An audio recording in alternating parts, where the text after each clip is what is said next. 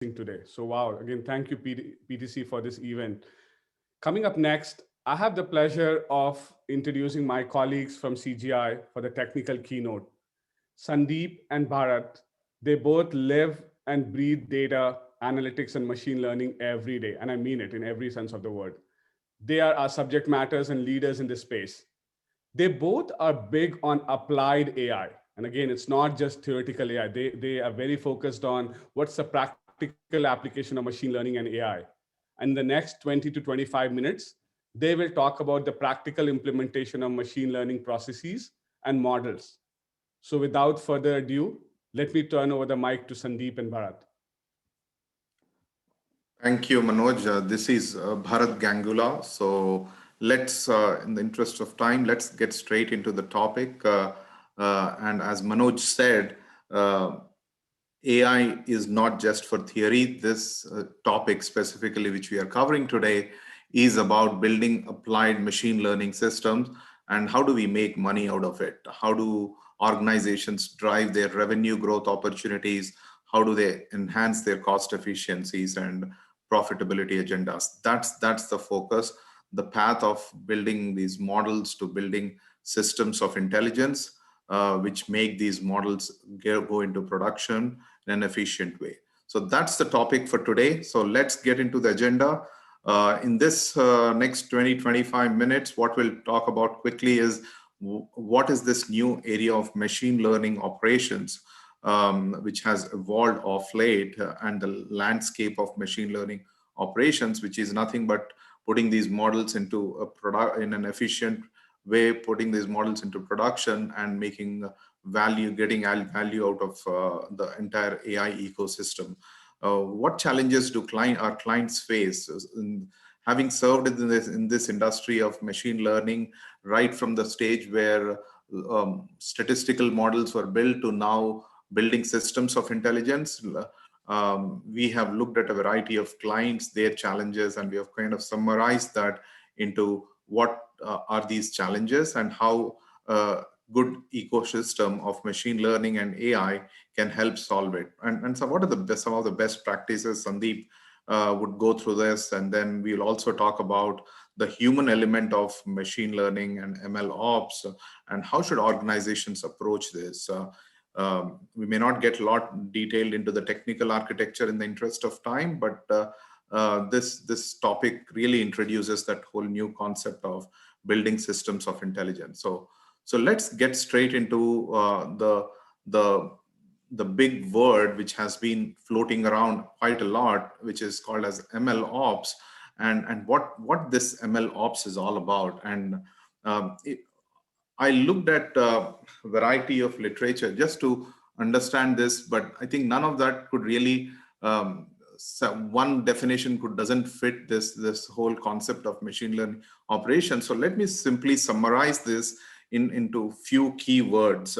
So machine learning operations is about going from model building to to building out a system which is automated in nature and which is end-to-end. So that is ML ops.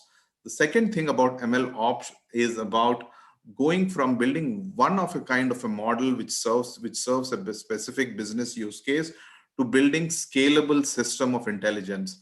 How can I now replicate from building 5 to 6 models which serve my specific business problems to building out a system of intelligence which is scalable in nature, which can, both in terms of data, both in terms of a number of models it can serve, and how do I kind of efficiently and quickly scale up that whole process? That is ML ops. And then the third one is it is going from experimentation to generating business value. You might have seen that 80% of the data science experiments or data science projects which are taken up by organizations, they do not get into production, which means that they do not see the value getting generated out of it because they do not go live. And machine learning operations really is precisely does that.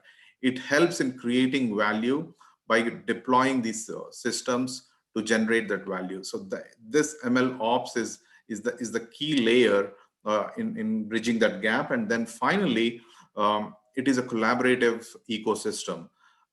It is not about a data scientist working in in a silo to build out models and then passing it on to the IT or the technology team to put it into production. But it is a very strong collaborative, well-knit effort between data science community, the line of business, and the IT and technology ecosystem, all working together and really building out the value out of it. And that really gets us to the new term which you would have off late come and notice, the concept of an ML engineer, what that role does. We will talk in this talk as well.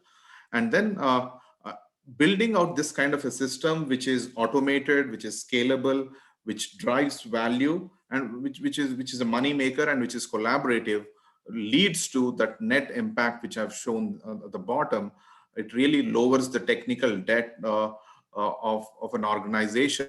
It eliminates the time for a model to get into production. A lot of clients complain to us that my models, by the time we start the business problem, by the time it sees the light of the day in terms of generating value, 9 months are over, and sometimes 1 year is over. So where is the value? How do I generate more out of this in terms of quickly getting that into implementation? And that is what this does. How do I really build out a system, an automated system which can help make that happen? And all this really leads to reduction of lots of manual tasks which happen, and that efficiently translates to lowering the costs of implementation of AI solutions. And this right side diagram is a pretty famous one from Google, where you might have seen that the data scientists have been around, and they have done a phenomenal job of really bringing business value to a wide range of problems in data science community. But if we just look at what data science does in the bigger ecosystem of machine learning lifecycle, that small dot on the middle is the typical data scientist role. But when we look at the entire ecosystem, who manages that entire ecosystem? That's what ML Ops is about. Right from the configuration stage to the monitoring stage to retraining, deploying of models. That's the ecosystem we are talking about. So let's get into the next slide, where we focus on some of the common challenges in the industry. So what I've done is, when we look at these challenges, I wanted to run the entire ML ecosystem from model requirements to model building and then final model deployment. So when we advise clients, we have seen a variety of problems in each of these three layers. And each of these problems, we can get into details, and a lot goes into some of these challenges. And some of our assignments have been solving a specific problem which you see here. But overall, holistically, what we have seen is building an efficient ML ecosystem is not just tackling one piece of the puzzle. It is taking the entire value chain of machine learning, from understanding the model requirements, both from a data perspective, from a business perspective, understanding the business problem, what are the functional requirements, really understanding the data and how well it aligns with some of the business goals, and then getting into an architectural discussion about what kind of architecture works best. So the whole concept of an ML ops starts from the initial stage, which is the model requirements, and building out a system of what would be a good implementation strategy, and thinking about that right at that stage is a successful way of really putting the models into production, and not bringing it late in the life cycle once the models are built out, and then thinking about, now how do I figure out, how do I generate value out of it? So that is what is very important, understanding ML ops from the get-go of thinking, when we think about the business problem. And then the interesting part, the model build, which is the heart of the entire I would say machine learning life cycle, where you build the models, and this is where I think lots of manual processes happen. How do I integrate the data? How do I feature engineer? How do I even build out orchestrated experiments? And how do I track different types of models which I've built out?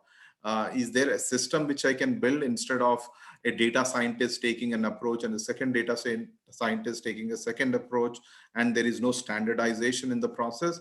And this whole ML ops will bring some amount of standardization to the ML build.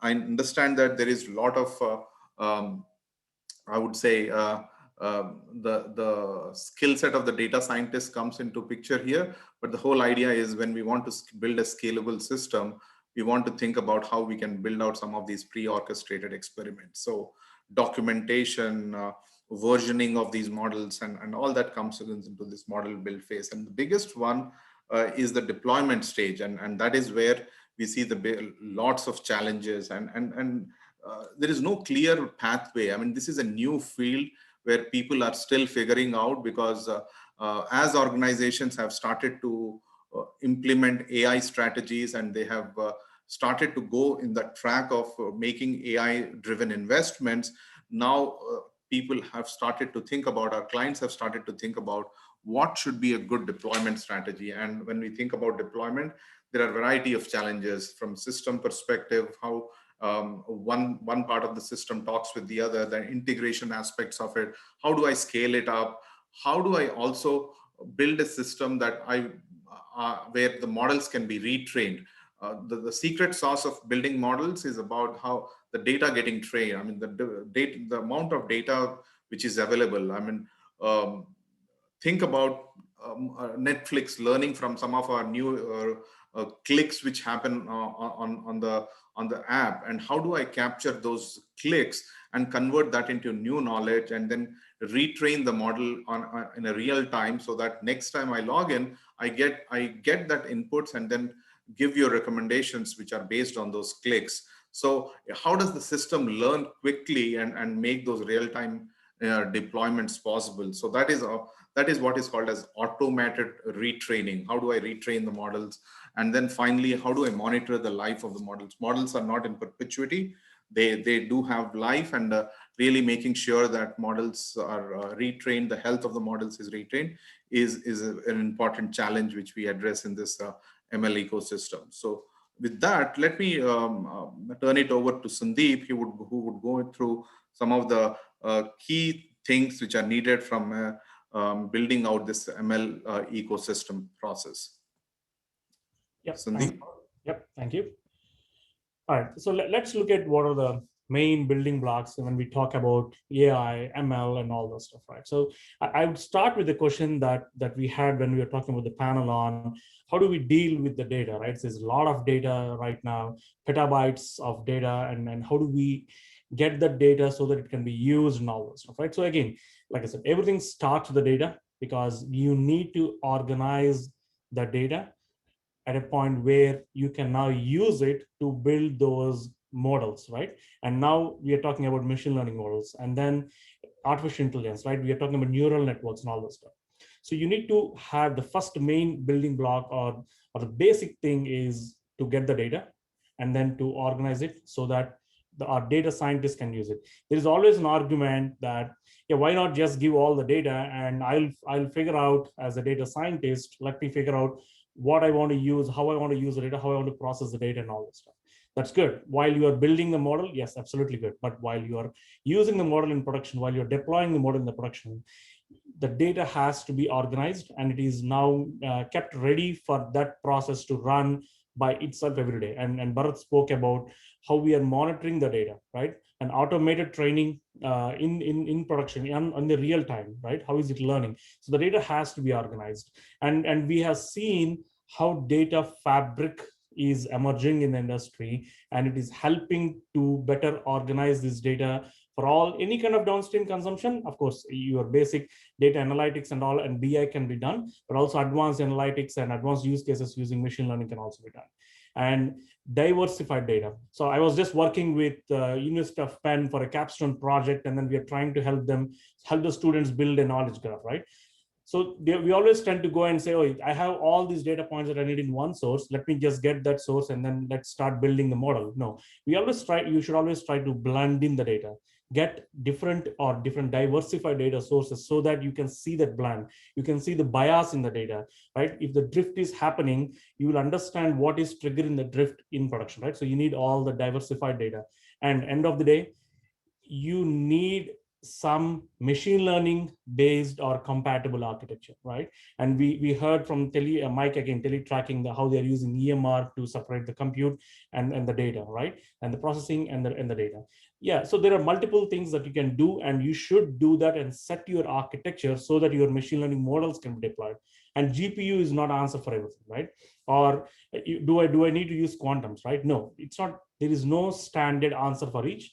You have to go by the use cases and what you're trying to do with that model, and what the model you want the model to do in terms of applicability, right? Set up your architecture such a way so that you can use your data fabrics, your integrated data lakes or enterprise data assets, and let the data scientists now build the models. Again, help them with more systems rather than a Python or a Jupyter notebook, right? Help them with more and more systems where they can train and develop the model as they're building it. And the second block in this entire life cycle is your ML pipeline, right? We're talking about automate the entire process, but there is always a blend between you standardizing your process and then making it automated, so that while the automated process is running through the day, through the events and all the stuff that is happening, you need to standardize that entire process so that it can take it from there and then build upon, right? And your process integration to your ML lifecycle. And we all know what we have seen in a couple of discussion points also in the panel, and also with while Bharath was talking about, right?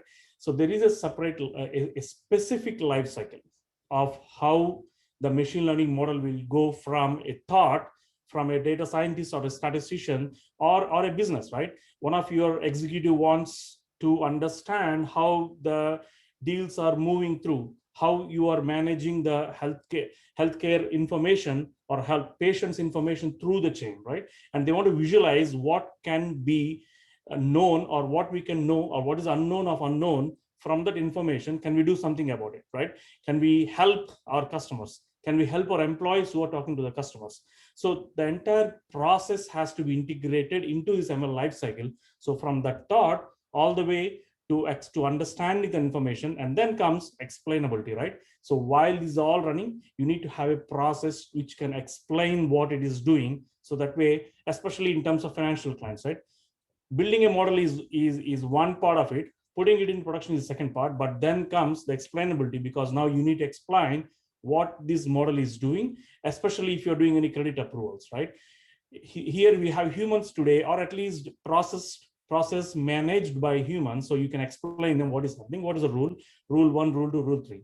But now if you're letting the machine make those decisions, you need to better explain how it is making, why it's making, and what it is making, especially the bias, right? You need to have diversified data. Again, that goes back to the data to explain how you took all those parameters into consideration and then build that. And then organization. Generally, we should have started with this, but again, this is one of the important building block, which is organization. That means it is not a siloed function or a high-tech function anymore, saying that I'm a data scientist and I'll be building those models. The organization has to be blended. We will see in the next couple of slides too on what do we mean by that. It has to flow between both your implementers or your operations or your engineering department, and also your data scientists and your thinkers, right? Who are bringing those kind of use cases. And it has to be end-to-end collaboration between your data team, your infrastructure team, or again, the same compatible architecture that we spoke about, who is putting those architecture where it is, and also your functional team who understands it and better explain the outcome and help us to define why the outcome is like what it is telling and what we can do to correct the course. Let's talk about some best practices, right? This is from our experience, a real experience of implementing these models at scale in multiple organizations and multiple clients. And these are the 5, there are many other best practices, but we categorize these into major 5 of those, and focus on automation. And the reason for focusing of automation is that you don't want, human in the loop is a fancy term. It's good, we need to have it, but you don't want a human to always trigger to understand, to monitor the models. The models has to be monitored by themselves. Always try to go for automation of that. That way, if there is a drift happening in the model, if the bias is identified in the model from the outcome, you don't want to listen it from a Facebook post from one of your customers, right? You don't want that to happen. So you need to catch those while these are happening in the pipeline. So that way, look into automation on understanding, send alerts to your teams based on the drift calculation, put thresholds, right? And all those stuff. Continuous improvement and continuous integration, both of them come hand in hand, right? You need to have your CI/CD pipelines, right? Continuous transformation. And you need to keep on training your model. But then that is where, again, going back to that automation and continuous improvement hand in hand, right? Because if you keep on training the model, you also want to understand what new data points are coming.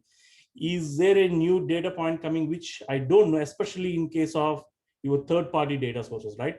If you're getting Twitter data, if you're getting Facebook data, if you're getting any of these social networking data into and then helping your models as one of those features and helping that, you want to make sure that the continuous training is happening, number one. But while the continuous training is also happening, you need to understand what does that data mean. Is it inputting a different feature which I was not thinking while I was training the data because it was not there at the time, right? Say, especially like I said, third-party data which is not completely controlled by us. And testing beyond performance metrics. Like in the traditional world, what is testing? 1 + 1 = 2. Yeah, is one coming, is a 2 output? Yeah, that's good. Testing is done, is integrated, it's good. Now, with this, we are trying to even question, is the plus the right function there, right? Is 1 + 1 is what we are looking at? Is plus the function, is minus the function, or something like that? So we have to test beyond the performance metrics on, is it running good, right? How fast is it running? How am I able to connect to it this fast? Is it giving me the right result? You need to also do more than the just performance testing. And then you need to test independent components of that entire pipeline, independent components of your model. If you are using data prep functions in your model, you need to test those. If you are using neural networks to prescribe and do prescriptive, you need to test those as well. You need to check those engineering codes. And then you need to check, what is my model doing over the period of time, right? Yes, I deployed a model in a year back, and then COVID happened. Is my model reacting to that well enough, or was my model static with those parameters and it's not able to cope up with the new data features that are coming in, or new trends of data that is coming in? So you need to monitor those as well. And track and version, of course. This is any DevOps, irrespective of whether it's ML ops or DevOps or data ops, you always track and version. So that way you can always compare to what we have today to the what we had earlier with the same data inputs or different data inputs and all those things. And then, like I said, we saw the performance metrics, always automate them.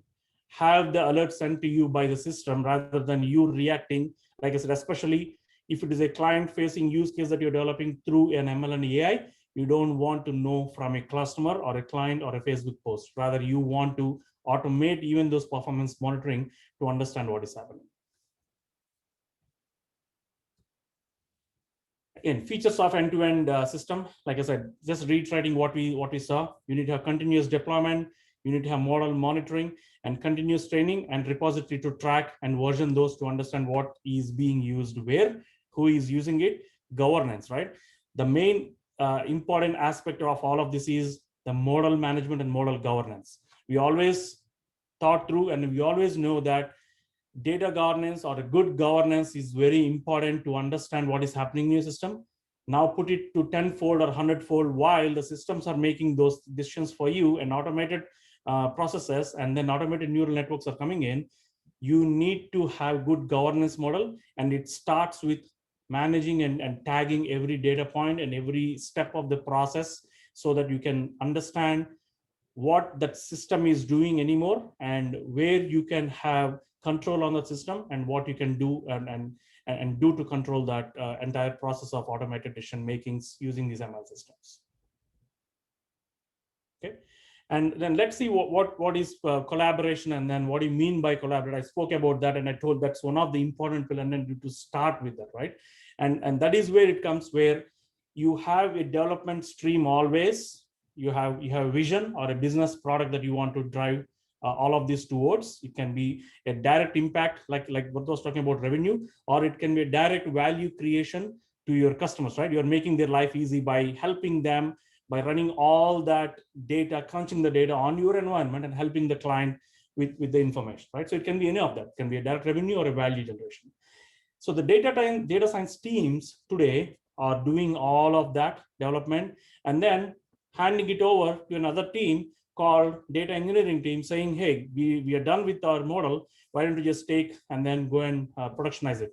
Is it that easy? It's not, because like I said, you need to tag all those big boxes that Bharath was showing. That middle box is what we get, and you need to circulate, or then now you have to abstract it with all those other boxes, which involves in putting those into production, performance metrics, automated processes, automated training, and how do you understand the diffs? How do you put those alerts to understand it, the model management or the performance management and everything, right? So you have development, you have ML operations, and which is continuously doing those productionizing these models and then maintaining those models. And maintenance, again, it's not a simple maintenance like, yeah, the ETL job failed, why don't we just go and restart it and do it, right? It's not that easy, because your machine learning model is working on the data it got, the training that it took, and then it is helping you to make the decision. So maintenance is not straightforward like that. So we're talking about these information silos and also process silos way through. And that is what we will be looking at, the desired sharing. It starts with knowledge sharing, which means that all three of those, your business idea, who are going to give the idea, and also understand the outcome of your model and interpret it for you and validate it, by the way, what should work with your data science who are developing those as a cycle, and then you are putting that in production. And then why is this again an operation? Because like I said, because the machine is training constantly by itself and then making those decisions. It cannot be any more siloed that once developed, it's gone, right? It's not like that. You need to continuously monitor it and then correct the course, correct the training, correct the features, correct the bias. So all those things has to be done. So now it is more of an integrated approach rather than I'll not say legacy, but an old way of doing an ETL. You did once, it's not going to change. It's going to do the same thing every day, right? This is changing now. And that's what we are showing here. And again, a different view of that, putting more into technical aspects of this is, you see the top layer, that dotted line, that is the information barrier, right? And engineering team, which is deploying it, understands that there is a Python code, or understand there is an R code, or there is a Java code, which has that entire code component as an object. All they do is take it, tag it to the production databases or data source or data fabric, and then deploy it. That is the information barrier that we're talking about, which we are seeing, which we saw, and then we are trying to help our customers to take away the barrier and make it like a unified team to start with. But then it's more than team, it's unified process. And I let Bharath talk about what do we mean by that information barrier and how do we get out of it, and how do we do that both technically and functionally. And any questions, or Bharath, yeah, take it over. Okay. I think, Mike, this is Audrey. Okay, this is Audrey, and it's 10:30. So I'm trying to be sensitive to time. How many more slides are ahead? Hey, Bharath, I think we have at least 3 more, Audrey, and it should not take much time because it's more about technical architecture and everything. Okay, well, we're ready to go into the breakouts. So just take another minute. Okay. Hey, Bharath, you want to zip through those? Hey, Bharath, I think you're on mute. Monica, you need to unmute him too. Okay, I'll talk and Bharath, you can jump if not. Like I said, we are talking about. Yeah, I think someone muted me, so I was not able to. Yeah. So yeah, in the interest of time, I'll just take a minute and complete this conversation. So the idea here is the concept of ML engineer. What you see here, that's a critical role. That's a new role which is evolving. And think about this role as a conduit between the data scientists and the IT operations team. IT team is not fully equipped to understand the role of an ML engineer who maintains this entire platform, what you see below. And this whole ecosystem of ML from model serving to model maintenance to retraining and also acting and supporting the data scientists in advising them in terms of building this pre-trained platform rather than one-off experiment. So that entire platform is maintained by the ML engineers. And on my next slide, this just shows you, I won't go through this, but a basic stage manual process, 90% of the organizations have this type of an architecture, which is pretty manual in nature, human driven. But as we progress, we advise our clients to get into the next stage, which has a feature store, which has a pre-coded orchestration process, which has a model monitoring and governance system, and which also has a model registry. And these are the new components of an ML ops or a machine learning system. And then when all these integrate together that's when the real orchestra is created, where these systems are talking to each other and have an integrated, fully evolved ecosystem of machine learning. Yeah, looks like a full eye chart here, but the whole idea and the beauty of this is the building phase, deployment phase, training phase, and monitoring phase are all like working together. So that's the whole process here. And so I'll in the interest of time, I'll stop here. We take this kind of an approach, which is shown here from basic stage, and we guide our clients from a foundation to an intermediate to an advanced level. And that's how the journey is orchestrated. So, so I'll take a pause here, and if there are any questions, I can take it up, and offline, please reach out to us. Both Sundeep and I are available in terms of any questions which follow up from here. So, so I'll pass it on now to Andrea for you now for the next stages, or if there are any questions, happy to answer them.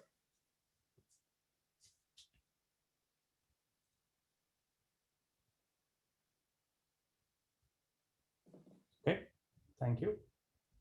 Thank you. Okay, Audrey, I think you're on mute too. Yeah, so we'll be going into the breakout sessions right now. So you will want to go back to the SCED platform to get to that session. We have, you'll go to one of 3 sessions. I'm going to put the link in here, and you will be able to get over to SCED and then select the 10:30 session that you want to attend.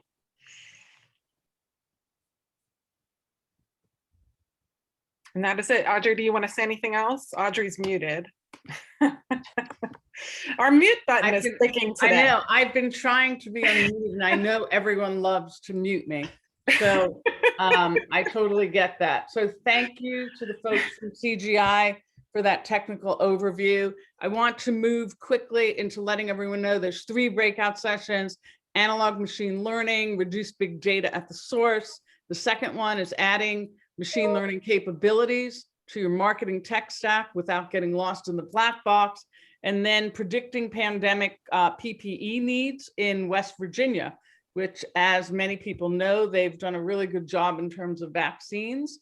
And so I think that'll be really great. The other thing is at 11 o'clock, 11-ish, because we're running a little bit late, we're going to have our sort of our, showcase. So take advantage of meeting people there. We'll have some time for you to network and to talk to people. There's a lot of good showcases going on. The other thing is at 12 noon, if you want, you can log in, you can get the information from the Tech Council website. At noon, we have our daily business as usual. And today we're going to be talking about electric vehicles. So I think that's it. Monica, I'm sorry about the mute issue here that was going on, but I think we can go into the breakout rooms. Yeah, thanks everyone. We'll see you in one of the breakout sessions. Go back to the SCED and select your session there. We'll see you there. Thank you.